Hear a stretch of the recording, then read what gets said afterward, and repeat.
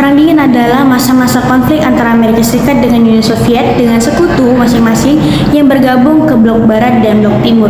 Sejarah Perang Dingin dimulai pada tahun 1947 dan berakhir pada tahun 1991. Persaingan yang terlihat seperti persaingan ideologi sosialisme dan komunisme yang dipimpin oleh Uni Soviet melawan liberalisme dan kapitalisme yang dipimpin oleh Amerika Serikat. Persaingan ideologi ini diikuti persaingan di aspek yang lain seperti ilmu pengetahuan, teknologi, ekonomi, sosial, dan budaya. Selamat pagi semuanya, perkenalkan nama saya Anies Bersyombi dengan NIM A12223030. Di sini saya akan menjelaskan tentang Perang Dingin untuk memenuhi tugas mata kuliah Sejarah Eropa dengan dosen pengampu Ibu Ani Wayuni SPD MPD. Sejarah Nazi dan aliansi fasisme hancur di Perang Dunia II yang membuat penduduk dunia berharap terciptanya kedamaian sejati. Tetapi, kemenangan Amerika Serikat dan Uni Soviet di Perang Dunia II hanya menghadirkan konflik baru dan perdamaian yang semu. Dua negara adidaya ini membawa dunia ke babak baru, yaitu Perang Dingin. Penyebab Perang Dingin ini tidak pernah terlepas dari pertemuan para pemimpin di beberapa konvensi. Ketika konvensi Potsdam pada Juli 1945, perbedaan pendapat antara pemimpin di dunia tentang Eropa Timur muncul kembali. Presiden Amerika Serikat Harry Truman memiliki perbedaan kebijakan dengan presiden sebelumnya, yaitu Franklin Delano Roosevelt. Truman memberikan pendapat agar menciptakan pemungutan suara yang bebas di semua negara Eropa Timur. Pendapat Truman mewakili rakyat Amerika Serikat yang terpengaruh oleh Perang Suci melawan Hitler dan Nazim Ismi dan warga Eropa Timur yang masih diduduki oleh Uni Soviet. Pendapat ini tidak disetujui oleh Stalin. The Doctor Komunis ini berpendapat bahwa pemerintahan yang dibangun dengan pemungutan suara bebas di Eropa Timur akan menimbulkan paham anti Uni Soviet. Stalin menolak dengan alasan lain, yaitu ia melihat negaranya hancur karena serangan Nazi Jerman yang sangat dahsyat, sehingga Stalin ingin keamanan maksimal bersama sekutu-sekutunya di Eropa Timur. Perbedaan pendapat antara Uni Soviet dan Amerika Serikat di konferensi Potsdam yang sering dianggap sebagai awal Perang Dingin lalu berlebihan sehingga pihak barat memberikan reaksi.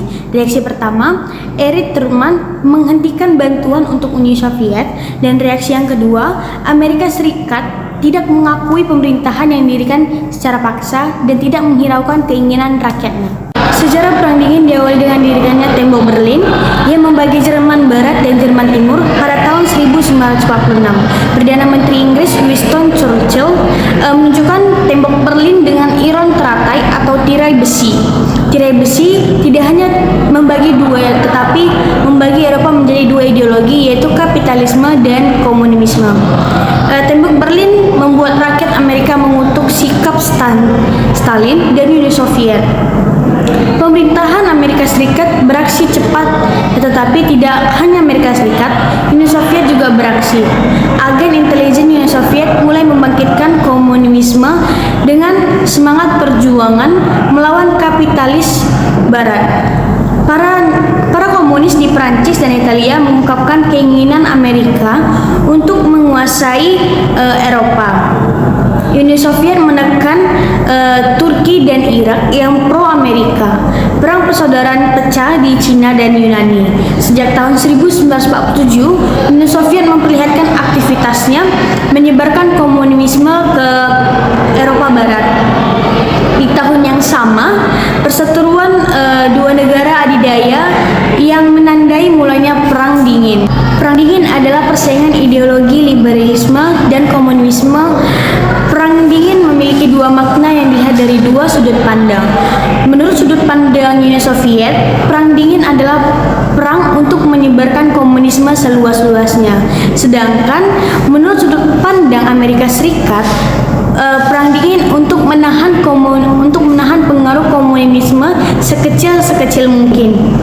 Tahap Perang Dingin pertama terjadi pada tahun 1947 sampai 1953. Ada beberapa kejadian di Eropa seperti Doktrin Tentrum, Politik Kontain di Berlin, rencana Marshall Kebangkitan, komunisme di Cekoslowakia, Johnson Broz Tito yang memblok dari komunis, berdirinya organisasi militer bernama NATO atau Aliansi Militer Blok Barat.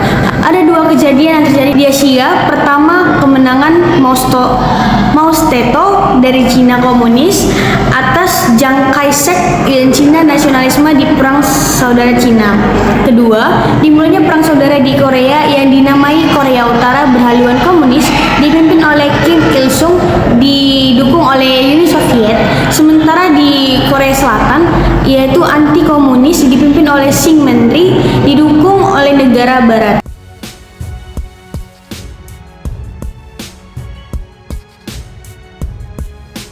Tahap Perang Dunia Kedua terjadi pada tahun 1953 sampai 1956. Tahun 1953 terjadi pemberontakan komunis di Kuba yang dipimpin oleh Fidel Castro dan Che Guevara berhasil menggulingkan rezim Fulgencio Batista.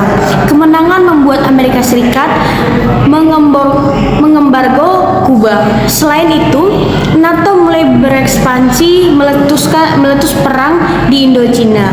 Aliansi NATO dan NATO terbentuk krisis di Metsu, Guamale, dan Switch. Pada tahun 1955 terbentuk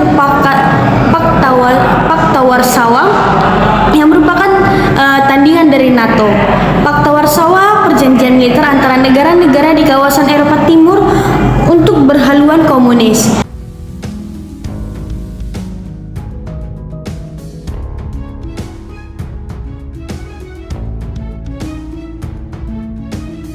Tahapan ketiga terjadi pada tahun 1956 sampai 1958. Terjadi pemberontakan melawan rezim komunis di Hungaria.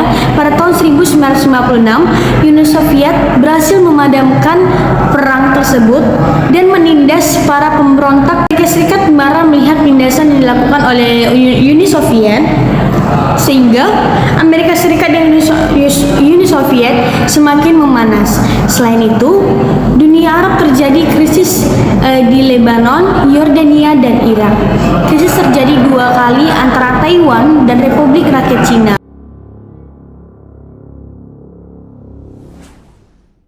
Tahap keempat yang terjadi pada tahun 1958 sampai 1962. Tahun 1959 terbentuk tirai bambu yang mengingat nama tirai besi. Tirai bambu versi Asia dan tirai besi yang merupakan garis demarkasi antara Republik Rakyat Cina yang menganut komunis dan negara-negara anti komunis. Uni Soviet menambahkan dukungan untuk pasukan Vietnam Utara. Krisis Laos juga terjadi yang berhubungan dengan Perang Vietnam, yang dimana berhasil menggulingkan kerajaan Laos. Tahun 1962 juga terjadi krisis rudal Kuba karena Amerika Serikat menaruh rubah balistik di Italia dan Turki. Sekitaran lebih dari 100 rudal buatan Amerika Serikat yang mampu menjangkau Moskow. Uni Soviet juga menaruh rudal di Kuba, yang dimana krisis yang terjadi nyaris membawa dunia ke perang nuklir. Setelah bernegosiasi, Uni Soviet menarik kembali rudalnya yang ada di Kuba.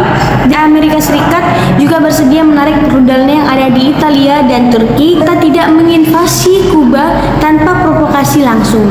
Di Kuba komunis sendiri, Cina dan Soviet terjadi masalah.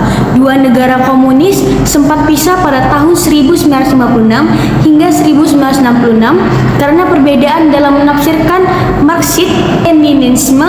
Perbedaan ini juga disebabkan akan perbedaan kepentingan antara dua negara perang dingin tersebut.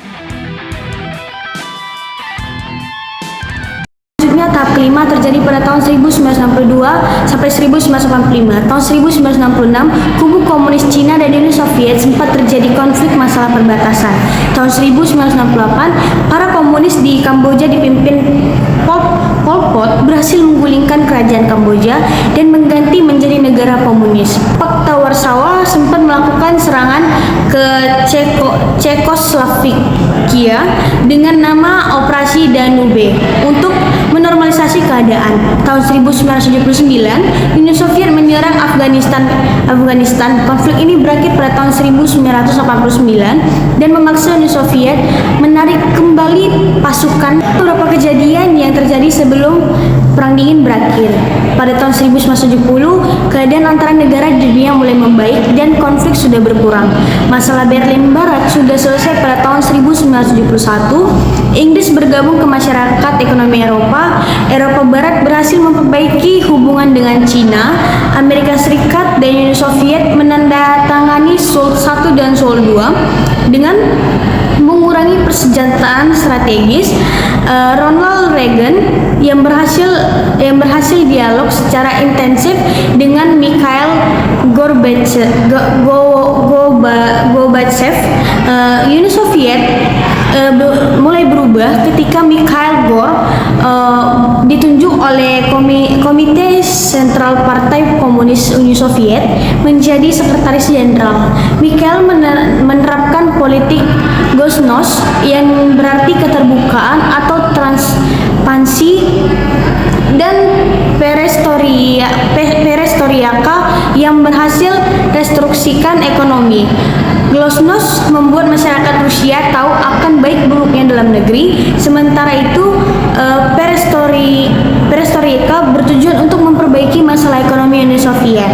Amerika Serikat dan Uni Soviet melakukan pembicaraan intensif secara terus-menerus. Dua negara ini berdialog di Malta dan mendeklarasikan berakhirnya Perang Dingin. Dialog itu tidak cuma berlangsung di situ. Dialog itu juga berkelanjutan di kapal layar Soviet bernama Maxim Gorky. Dua negara adidaya ini setuju untuk mengurangi militer dan senjata di Eropa. Mikhail Gorbachev berkata, ia tidak akan memulai perang terbuka melawan Amerika Serikat. Akhir abad ke-20 adalah tahun berakhirnya Perang Dingin. Pada November 1989, tembok Berlin atau tirai besi runtuh. Bubarnya Pakta Warsawa. Akhir abad ke-20 adalah tahun berakhirnya Perang Dingin.